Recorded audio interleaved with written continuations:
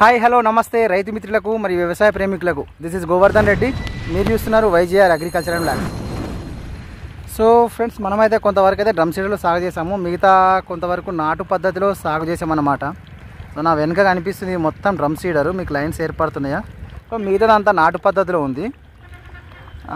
దానికి నేను first spray చేసుకోవడానికి అని చెప్పేసి వచ్చాను. సో నేను ఏం స్ప్రే చేసుకుంటున్నాను అంటే దానికి రీజన్ కూడా చెప్తాను. ఏం స్ప్రే చేసుకుంటున్నాను, ఎందుకు స్ప్రే చేసుకుంటున్నాను అనే రీజన్ కూడా నేను చెప్తాను. ఏమేమి స్ప్రే చేసుకుంటున్నా మీకు చూపిస్తాను ఇప్పుడు. చూడండి, ఇది టోటల్గా వచ్చేసి నాటు వేసుకున్నాం మనము. నాటు వేసి దగ్గర 20 రోజులు అవుతుంది ఇది నాటు వేసుకొని. 20 రోజులకు మన పొలం అయితే ప్రజెంట్ ఈ విధంగా ఉంది. పర్వాలేదు, బాగానే ఉంది.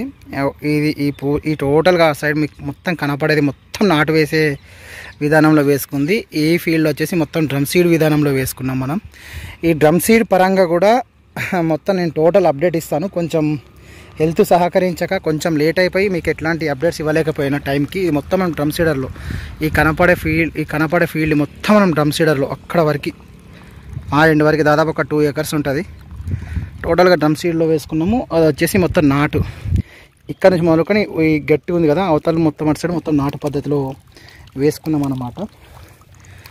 సో చూపిస్తాను నేనైతే ప్రజెంట్ మొదటి స్ప్రే ఏం చేసుకుంటున్నాను అని. అయితే ఇక్కడ అందరూ ఇదే స్ప్రే చేసుకోవాలి, ఖచ్చితంగా ఇదే స్ప్రే చేసుకోండి అని నేను చెప్పట్లేదు. కాకపోతే దీంట్లో స్ప్రే చేసుకునే విధానంలో మెయిన్ ఫస్ట్ ఆఫ్ ఆల్ మనము తెగుళ్ళు ఒకటి, మొగి పురుగు, ఈ రెండింటిని దృష్టిలో పెట్టుకొని మాత్రమే స్ప్రే చేసుకోవడానికి ఫస్ట్ ప్రియారిటీ ఇవ్వాలి మనము. ఫస్ట్ ఆఫ్ ఆల్ ఏంటంటే ఒకప్పుడు పురుగు అనేది చాలా తక్కువ ఉంటుండే. మనం ఎక్కువ గంట పోయడానికి, పిలకలు ఎక్కువ రావడానికి ఎక్కువ ట్రై చేసి అది ఇది చల్లేవాళ్ళం, చేసేవాళ్ళం. ఇప్పుడు రాను ఏమైపోయిందంటే అసలు పురుగును కంట్రోల్ చేసుకుంటే సరిపోతుంది. మెయిన్ పురుగు లేకపోతే ఆటోమేటిక్గా అదే దిగుబడి వస్తుంది, ఆటోమేటిక్గా పిలకలు వస్తాయి అన్న సిచ్యువేషన్ క్రియేట్ అయిపోయింది. అంటే పురుగు ఉధృతి ఆ విధంగా ఉందన్నమాట. ఓకేనా? సో మనం ఆ పురుగు దృష్ట్యా ఏంటంటే నారుమడి నుండే, ఎందుకంటే పురుగు అనేది దాని రెసిస్టెన్స్ పవర్ని పెంచుకుంది. రైతులు చేసే పొరపాట్ల వల్లనే దాని రెసిస్టెన్స్ పవర్ పెరిగింది. దాంట్లో పొరపాట్లో మెయిన్గా ఒకటి చూసుకున్నట్టయితే మెయిన్గా యూరియాలో కలిపి గ్రాన్యువల్స్ వాడడం, లేదంటే యూరియాలోనే కలిపి లిక్విడ్స్, పురుగుకు సంబంధించిన లిక్విడ్స్ వాడడం అనేది మెయిన్ రైతులు చేస్తున్న పెద్ద పొరపాటు అండి ఇది. దానివల్ల ఇప్పుడు పురుగు చర్మం పైన దానికి ఒకటి క్లైటిన్ పొర అని చెప్పేసి ఉంటుంది.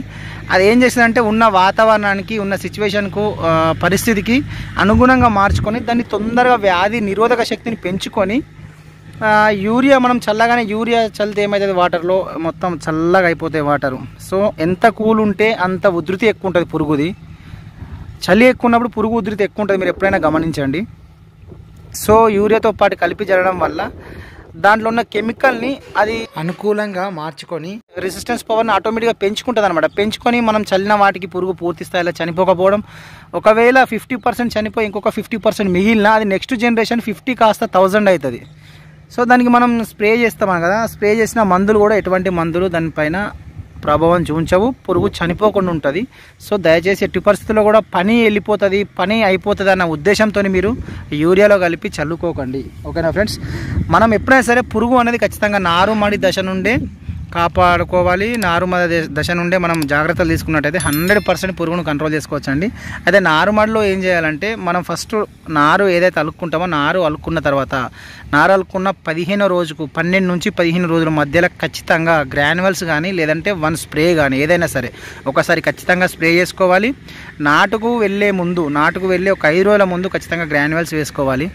లేదు ఇక్కడ 12-15 రోజుల టైంలో గ్రాన్యువల్స్ వేసుకుంటే మంచి మందు నారుమడిలో ఖచ్చితంగా నాటుకు ముందు క్లోరోపైరిపాస్ అట్లాంటివి కాకుండా మంచి జస్ట్ 1-2 స్ప్రేలతో అయిపోతుంది కాబట్టి మంచి మందులు స్ప్రే చేసుకోవాలి. నాటుకు ఒక 5 నుంచి 6 రోజుల ముందు స్ప్రే చేసుకుంటే ఏమవుతుందంటే మనము నాటు వేసిన తర్వాత గ్రాన్యువల్స్ చల్లుకుంటాం కదా, పురుగు కోసం అని చెప్పేసి గ్రాన్యువల్స్ చల్లుకుంటాం కదా, ఆ ఖర్చును మనం తప్పించుకోవచ్చు. అది కూడా ఏ విధంగా అంటే మనకు వరి కొయ్యకాలలో కూడా పురుగులు చాలా ఉధృతంగా ఉంటాయి. మనం దానికంటే ముందు కోసిన వరి కొయ్యకాలు ఉంటాయి కదా, సో ఆ పురుగులు చూసుకోవాలి. ఒకవేళ మనకు ఉధృతంగా ఉన్నది, లాస్ట్ పంటలో చాలా ఎక్కువ పురుగు అటాక్ అయింది అని అనుకుంటే మాత్రం ఇక్కడ 2 సార్లు స్ప్రే చేసుకున్నా సరే, 2 సార్లు స్ప్రే చేసుకున్నాం అన్న చెప్పిండు, okay no problem, direct spray చేసుకుందాం అంటే నడవదు. ఖచ్చితంగా అట్లాంటప్పుడు ఖచ్చితంగా గ్రాన్యువల్సే చల్లాలి. గ్రాన్యువల్స్ చల్లడం వల్ల ఒకటి అడ్వాంటేజ్ ఏంటంటే వేరు శుద్ధి కూడా జరుగుతుంది అన్నమాట.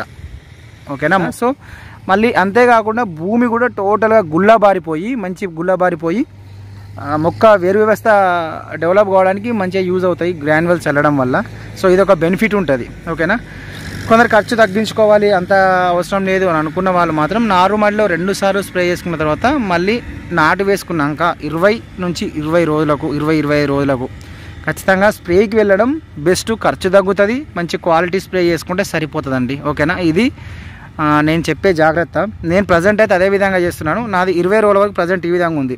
మళ్ళీ ఒకటి, స్ప్రే చేసే టైంలో మాత్రం మీరు ఖచ్చితంగా వరి పచ్చబడాలి, టోటల్గా పచ్చబడి ఆకులు చాచుకొని ఉన్నప్పుడు మాత్రమే స్ప్రే చేయాలి. ఆ విధంగా స్ప్రే చేస్తేనే మనం కొట్టిన మందు 100% పనిచేసి మంచి రిజల్ట్ ఉంటుంది. ఇది ఒకటి దృష్టిలో పెట్టుకోండి.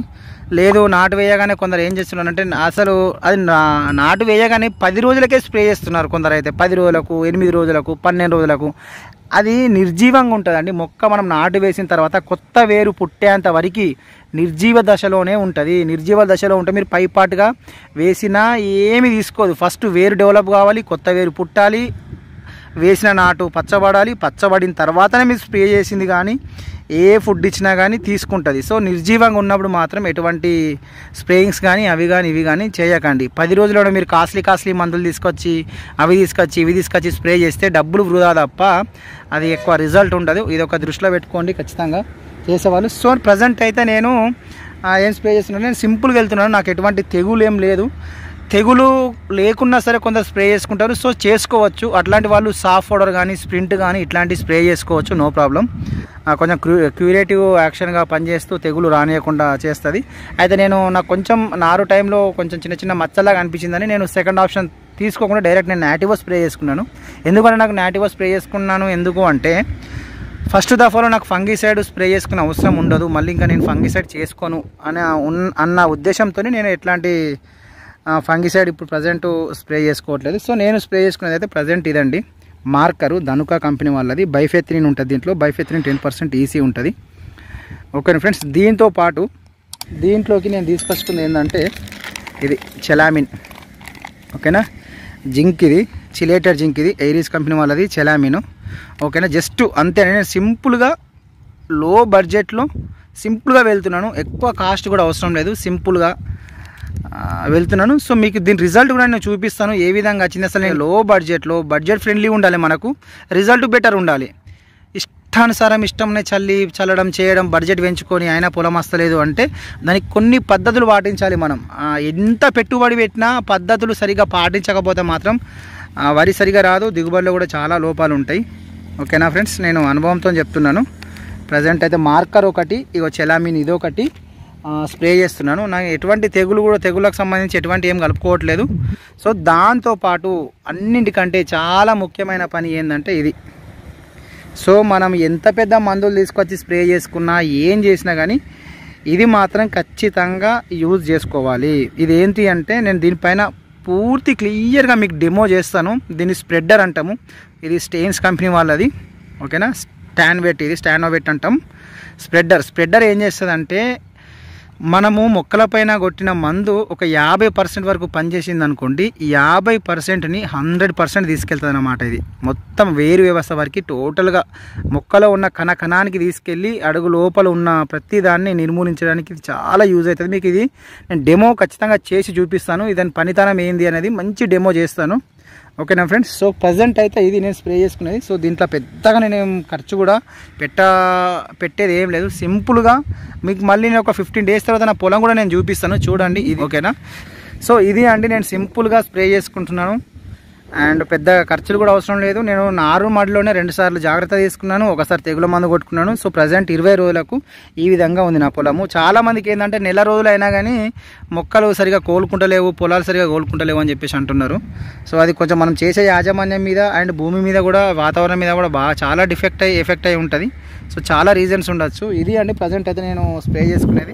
సో ఇట్లాంటి జాగ్రత్తలు తీసుకొని మంచిగా దిగుబడులు సాధించాలి అని నేను మీకు ఎప్పటికప్పుడు గైడెన్స్ ఇస్తూ ఉంటాను. కాబట్టి ఖచ్చితంగా మన ఛానల్ని సబ్స్క్రైబ్ చేసుకొని బెల్ ఐకాన్ యాక్టివేషన్ చేసుకొని ఉండండి. సో తద్వారా నేను ఎప్పటికప్పుడు చేసిన వీడియోస్ మీకు నోటిఫికేషన్ రూపంలో వస్తాయి.